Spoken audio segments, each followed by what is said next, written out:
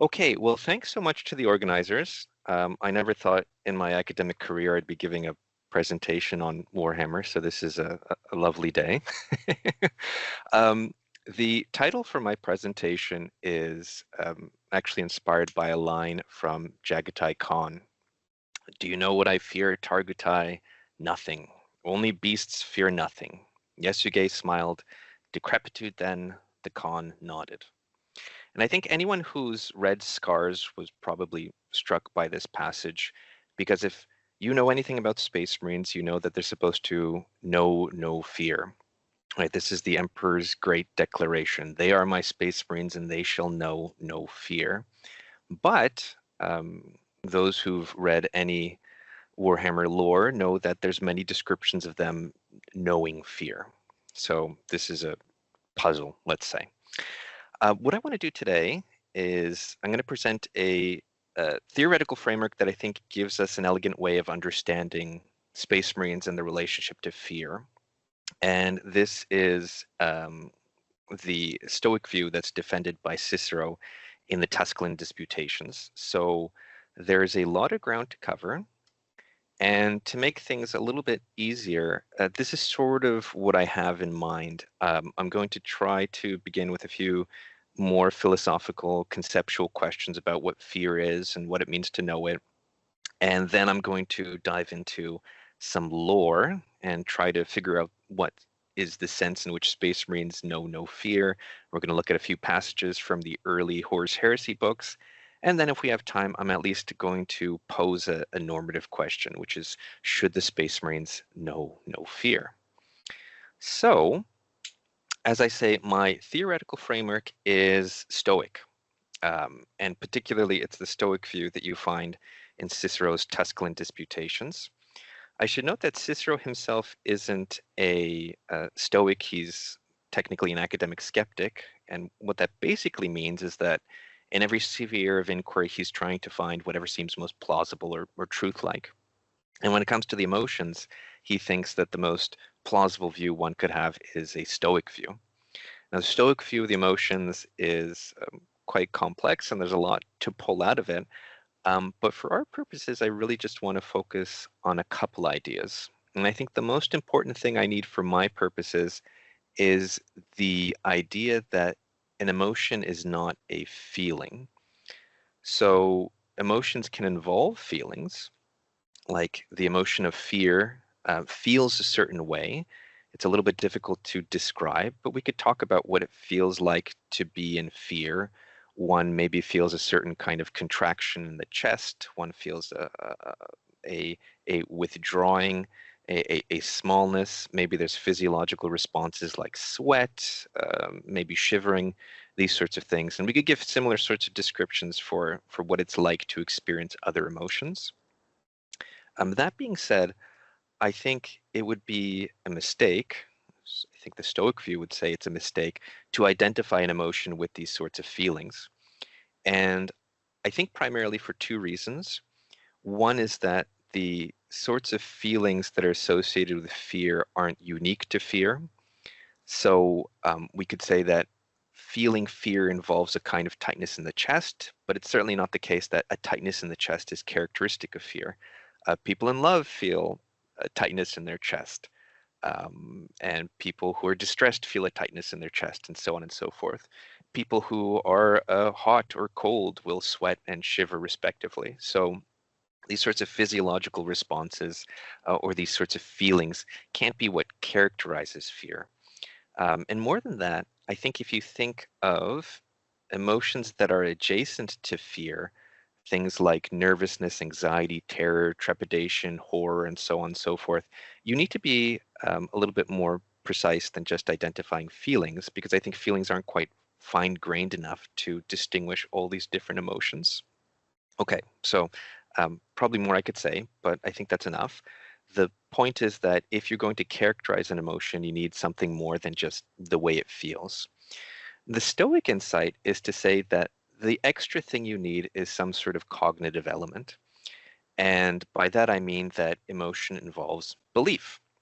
So when I'm glad, for example, I believe that there's something good that's present to me, and so I feel uplifted.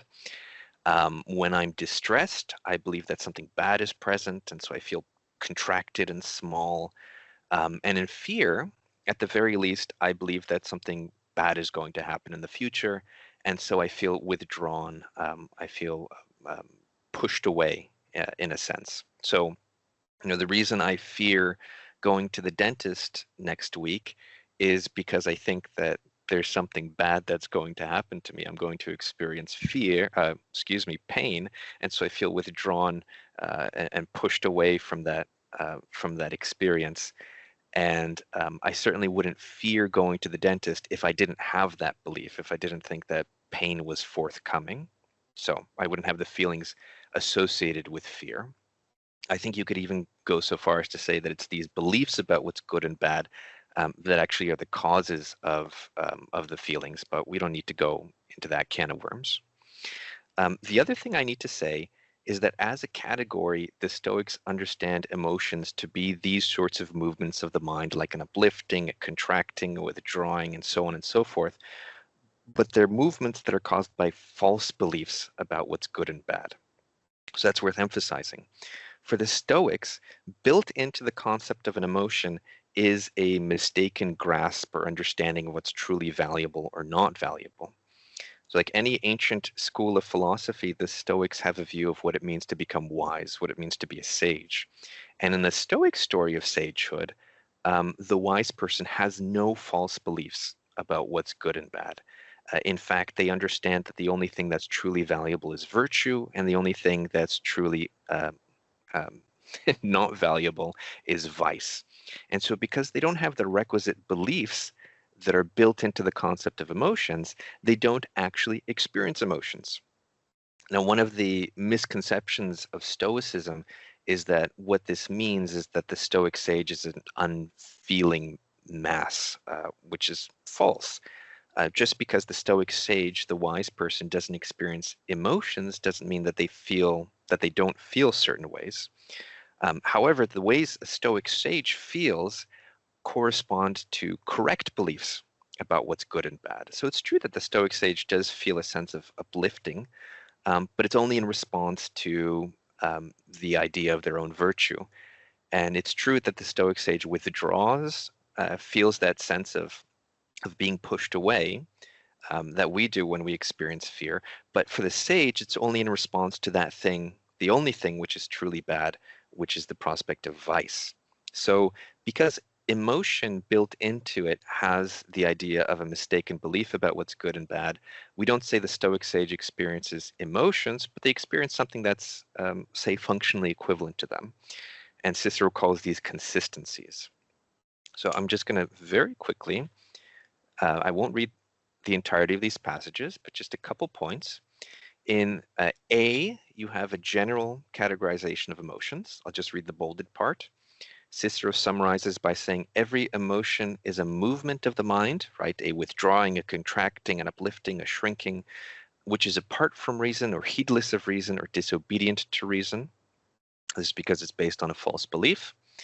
And B is an excellent passage that characterizes very well the difference between a sage and a fool. And everyone who's not a sage is a fool. So Cicero says, just as it is by nature that we reach out after the good, so also it is by nature that we withdraw from the bad. A withdrawing which is in accordance with reason is termed caution. Leider, ihr müsst schon ein bisschen zusammenhelfen, okay? So geht's ja auch nicht. Oh, Da tut der eine nicht. someone's not muted. There we go. A withdrawing which is in accordance with reason is termed caution, and this, as they understand it, is found only in the wise person, while the name fear is applied to withdrawing that is apart from reason and that involves a lowly and effeminate swooning. Thus, fear is caution that is turned away from reason. Okay, so there's a difference between fear and caution. Fear is what fools experience because they have the wrong sorts of beliefs. Caution is what the Stoic sage experiences because the Stoic sage has the right view of what's good and bad. Okay, I'm almost done with the philosophy. One more thing I want to add. I'll read the bolded part of this, and I'll come back to this passage after we do some Warhammer lore. This is just a nice characterization of what a Stoic sage is supposed to achieve, what they're supposed to be like. Cicero says, that person, whoever it may be, whose mind is quiet through consistency and self-control, who finds contentment in himself and neither breaks down under adversity, nor crumbles with fright, nor burns with any thirsty need, nor dissolves into wild and futile excitement, that person is the wise one we're seeking, and that person is happy. Okay, as I say, we'll come back to that. One last piece of philosophy, a little bit more quick. I've said something about fear. I want to say something about what it means to know fear. So we could probably spend the whole afternoon talking about different senses of know, but at the very least, you could distinguish these two. You could use know in the sense of acquaintance or experience, as in when you say, or someone asks you, do you know Bob? And you say, well, I know Bob. I've met him before. This is to use the word know in the sense of being experienced or acquainted with something. There's another sense of know that's relevant. It's know in the sense of, say, understanding something's nature or essence. So if I say, I know dogs, I could mean something like, well, I understand the kind of thing that they are. I understand what makes them tick. I understand their nature. So I have a kind of theoretical understanding of dogs, and that's what I mean by know in that sense. So at least two different ways of using the word know. What does the emperor mean when he says, they are my space marines and they shall know no fear? Probably he doesn't want to exclude the possibility that space marines could acquire a kind of theoretical understanding of what fear is. Probably what he means to exclude is that first sense of know, that they're not acquainted with it in the sense that they don't experience it or will not experience it. The difficulty is that the Warhammer lore complicates this picture significantly. So let's go through a bunch of text from the early parts of the Horus Heresy series. First off, you have Loken's induction into the Mournival. And we read that Loken felt no fear. He was not built to feel it, but he registered a trepidation and anticipation that made his heart beat. So a nice reminder there that Space Marines have more than one heart. We have also a passage here about Loken. This is in the first Horus Heresy book, in the presence of Horus. Loken is described as feeling a shudder of fear in the presence of the War Master, but he says it feels pleasant and vigorous. That's interesting. But anyways, he felt a shudder of fear. We have also in Horus Rising, this is Loken speaking to Mercedes Olaton. It's a very interesting discussion where Loken says the Astartes have no fear. It is unthinkable to us. And Mercedes asks, well, is it because you've trained yourself to master it? He denies, no, we're trained for discipline, but the capacity for fear is bred out of us. We are immune to its touch. Actually, the rest of that passage is quite interesting, as Mercedes sort of pushes Loken on whether he's immune to other sorts of emotions. But there's a few more I want to touch on. This is just prior to the Battle of Davon's Moon. This is the second book of the Horus Heresy series. This is Loken reflecting back to that moment from book 1 at the Whisperheads. And he says, or the passage reads, though he wasn't built to feel fear, Loken was suddenly and horribly reminded of the approach to the Whisperheads when the air had been thick with the taunting hiss of the thing called Samus. And two more. This is now after, or at the conclusion of the Battle of Davin, after Temba stabs Horus with the anatheme, and the chapter begins. Panic, fear, indecision, 3 emotions previously unknown to Loken seized him as Horus fell. This is shortly after that. Abaddon wept openly, and to see the first captain so unmanned made Loken's fear for the War Master all the more terrible. And I think I have one more here. This is Istvan 3, Book 3, Saul Tarvitz, as Angron is charging at him. It often been said that a Space Marine knew no fear. Such a statement was not literally true. A Space Marine could know fear, but he had the training and discipline to deal with it and not let it affect him in battle.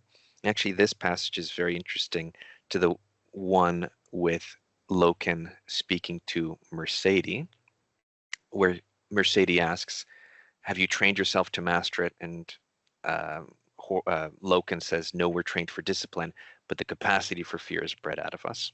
Anyways, interesting comparison between. So, knowing what we know about the Warhammer lore and seeing those few passages, different descriptions about Space Marines and fear, what can we say about whether the Space Marines know no fear? I mean, I think one thing to do is just sort of throw your hands up and say, well, it's a bit of a mess and no one can really say. And, different authors write these books and they're going to have different stories about that, which I think is fair enough. You could say that. But all the things I've said at the beginning of the presentation about the Stoic view of the emotions, I think give us a way of understanding the passages. So let me just reflect a little bit on what we know about Space Marines. And then say something about whether they really truly do know no fear. So consider the ideal circumstances, the creation of a Space Marine. We know it's this lengthy, brutal process, and recruits are receiving a variety of implants. They're undergoing intense indoctrination at an early age. The mind of a recruit is being molded in all sorts of ways to make them the perfect warrior. So what could this sort of psycho-indoctrination possibly include? And I presume that part of the story is going to involve shaping the recruit's mind about what's good and bad. So if you're psycho-indoctrinating a Space Marine to be, you want them to think, for example, courage is good, confidence, endurance. You want them to think justice is good. So to be loyal, to be faithful to the Emperor in particular. You want to instill a belief in the value of moderation, so discipline, self-control in combat. And you also want to make them believe that wisdom is good, so strategy, calculation. And these are really, I think, quite standard Stoic virtues. And their opposites, cowardliness, injustice, immoderation, foolishness, they're all bad and they should be avoided. And I think that's going to be part of the psycho-indoctrination. So death, for example, is not something that a Space Marine would believe is bad. And because a Space Marine doesn't believe that death is bad, he doesn't experience the same sort of withdrawing that we do when we believe death is forthcoming or present. And I think in general, a Space Marine is not going to be created in such a way as to have the same sorts of beliefs that we do about what's bad. I think a Space Marine is going to be psycho-indoctrinated in such a way to withdraw from the right sorts of things, like cowardice and disloyalty to the Emperor. But if their withdrawing is stimulated by the right sorts of views about what's good and bad, I don't think you can call it fear. It'd be more like this Stoic notion of caution we came across earlier. So this is the crucial bit.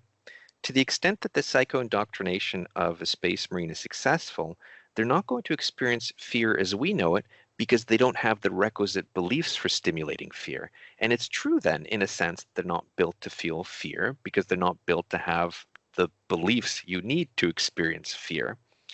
But it seems like many of them do. So what happens? Well, here's a story.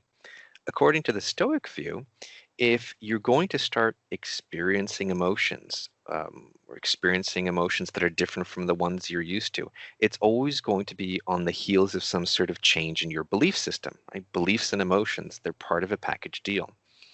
And so I think when we see descriptions of Space Marines, of Loken experiencing fear, it's because of some shift in their belief system.